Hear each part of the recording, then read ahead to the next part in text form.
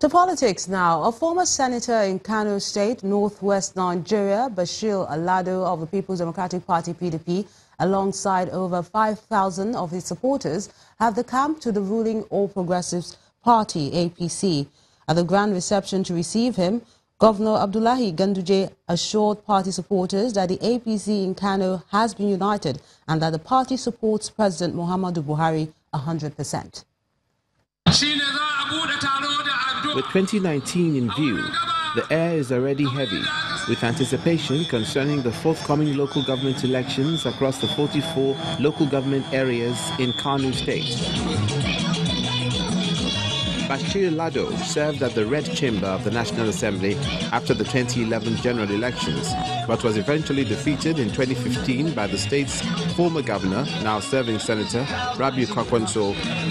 Senator Lado was received by Governor Abdullahi Ganduje at the Sani Abacha Stadium.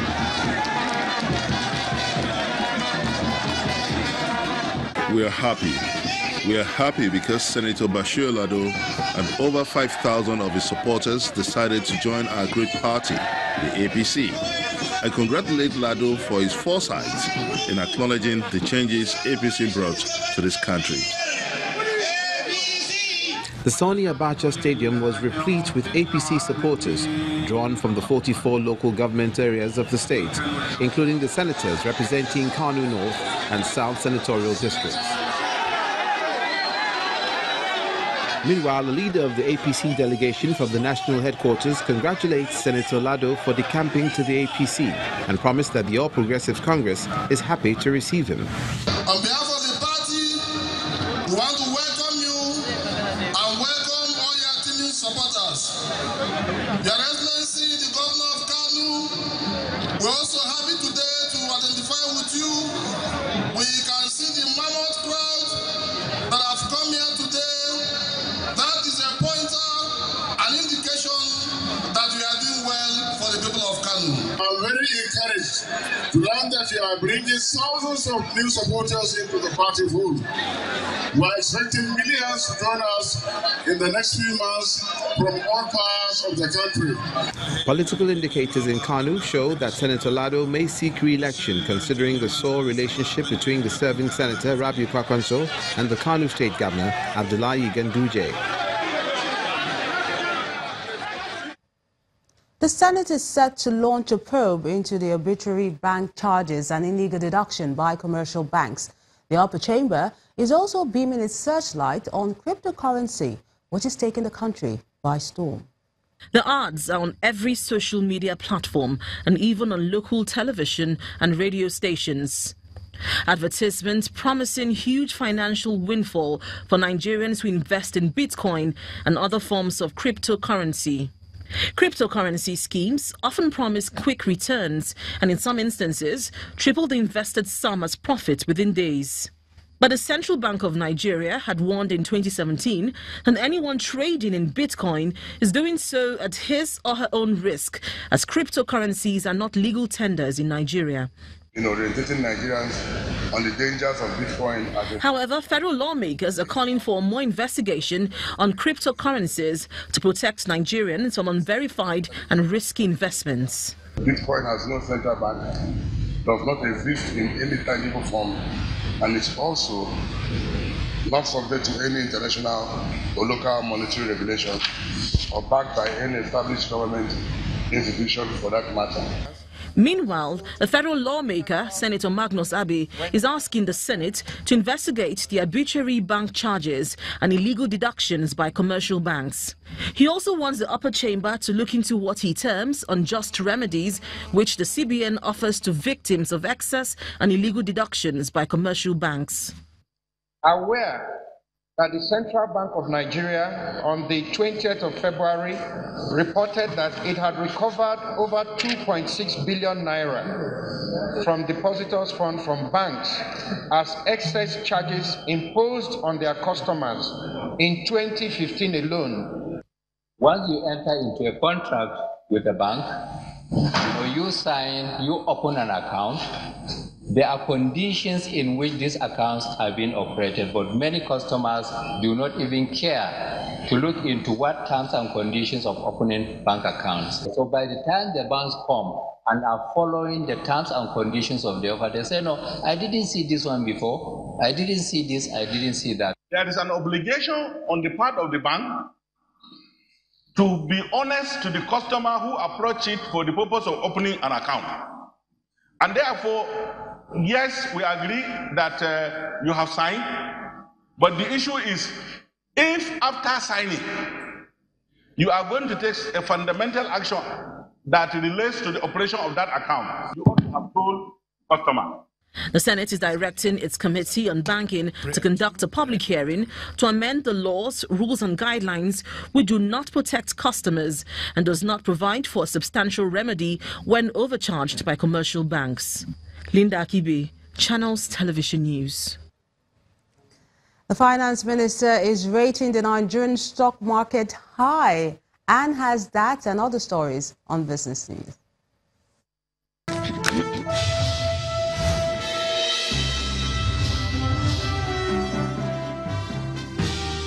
Thanks a lot, Melinda. Nigeria's stock market has once again been described as the best performing in the world, and therefore it is imperative to protect its investors. That's according to the Minister of Finance, Mrs. Kemi Adeosun. She was speaking at the one-day investigative public hearing by the House Committee on Capital Markets and Other Institutions in Abuja. Every action taken by the Ministry of Finance and by myself was to protect the integrity of the capital market. This year, we're the best performing stock market in the world. It is that integrity that is attracting foreign direct investment. It's that integrity that is causing our share prices to rebound. This year, we are the best performing stock market in the world. And if we don't sanitize our market, we will not have that confidence of investors coming back into this market. Honourable Chairman, I spend much of my time talking to the investors, talking to the investing community, both when I'm out on the market, trying to market Nigeria for Eurobonds, and also in my role as Minister of Finance, I am the Chief Sales Officer of the investment opportunities in Nigeria. And they are reassured when governments take tough decisions. Minister of Finance, Mrs. Kemi Adeosun. Over now to some company news.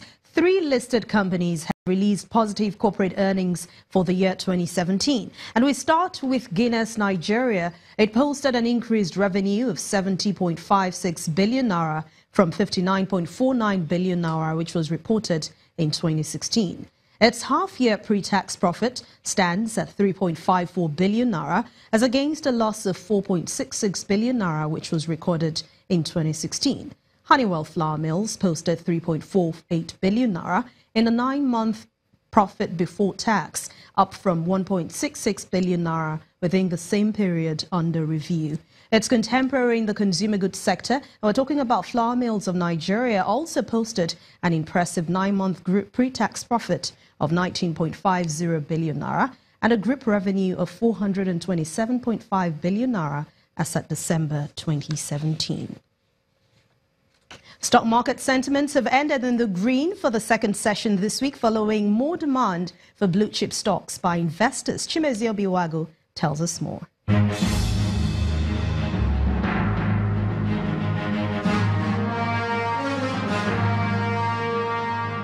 Hello and welcome to the Stock Market Report. It was a struggle for dominance between the bulls and the bears at the equities market today. But at the end of the day, the bulls came out victorious, all thanks to Dangote Cement. The market was in the red for the better part of the proceedings until few minutes to close of trading when the cement giant added 2 kobo to his share price, which pushed the overall index up 0.42%.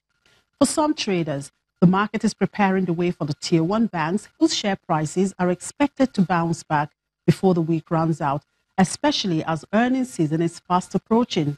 In fact, GT Bank and UBA are expected to submit their results first, having completed their audited financial statements. Meanwhile, investors' appetite are growing stronger for the Tier 2 banks, as evident on the top trade list. Transaction volume and value are still impressive. In all of these, traders are optimistic the month of January will definitely end positive. That's the Stock Market Report. I'm Chimezie Obi Iwawo.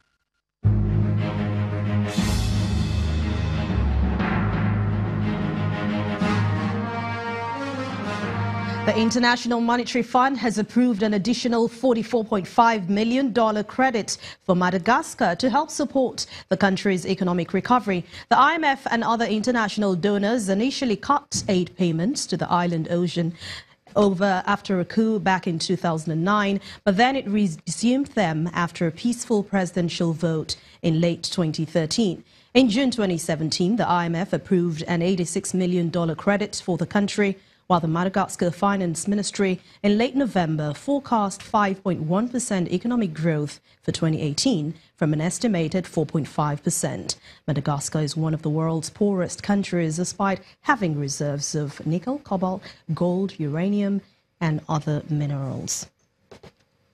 And for major world stock markets, negative sentiment spilled into today's session as sell-off continues on Wall Street on fears of higher inflation in the United States. Let's see the numbers for today.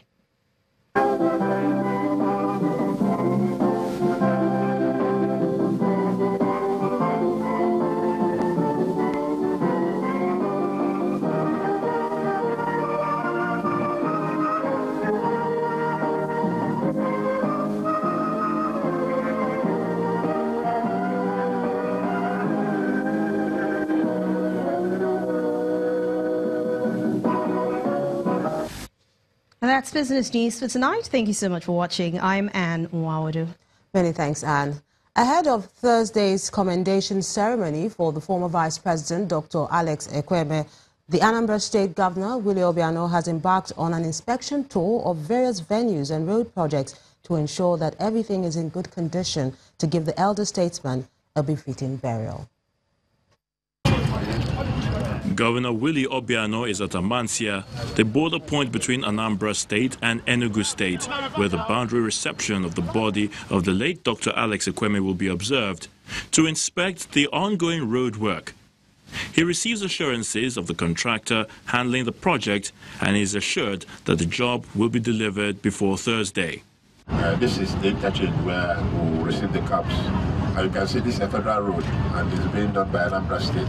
IDC is trying to asphalt this road. They will finish it by tomorrow to enable us to use it on Thursday when the cabs arrives. You know, so we're going to beautify this place.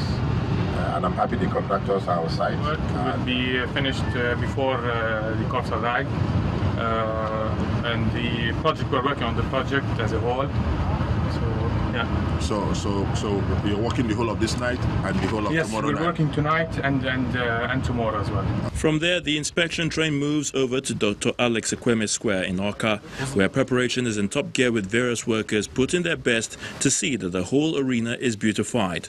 As you can see, Anambra State is not leaving any stone unturned to make sure that we give this icon a befitting burial. You know, I'm pleased with the level of work that is done. I like the new look of the place, and that is very desiring of this great leader. At Oko, Orumba North local government area, the hometown of the late icon, the mausoleum is yet to be completed, but workers are aggressively pursuing the target. The governor is received by the wife of the late Dr. Ekwueme, who confirms that everything is almost set. The senator representing Anambra South Senatorial Zone, Senator Andy Uba, also visits to see things for himself and meets the governor. Well done. Rounding off the inspection tour, the governor inspects the installation of street lights on a 10-kilometer stretch of road from Oko to Amokbola in Orumba North. He says the project will remain evergreen in the hearts of the people of the benefiting communities. I'm very happy about the level of work that I've seen. And I have the reassurance of the contractor that this light will be switched on this night, so that the people of this community will enjoy light, and they will associate it with the time of the burial of Ide, you know, and they will always remember that. The state government has declared Thursday a work-free day to enable the people of Anambra State and friends to participate in the burial of the late Dr. Alex Ekwueme, and all relevant security operatives have been asked to ensure that the state remains safe, especially during the burial. Yes. And in neighboring Enugu State is a beehive of activities as family, friends and government officials have been paying their last respects to the late Vice President as they gathered for a service of songs in his honor. Hymns, prayers and tributes were offered by the people as they described him as a gentleman who stood for truth and honor. The body of Dr. Ekwueme arrived in Enugu yesterday, where the Southeast commendation ceremonies in his honor will be held at the Michael Opara Square tomorrow before departing to his hometown in Oko, Anambra State, where he will be laid to rest on February the 2nd.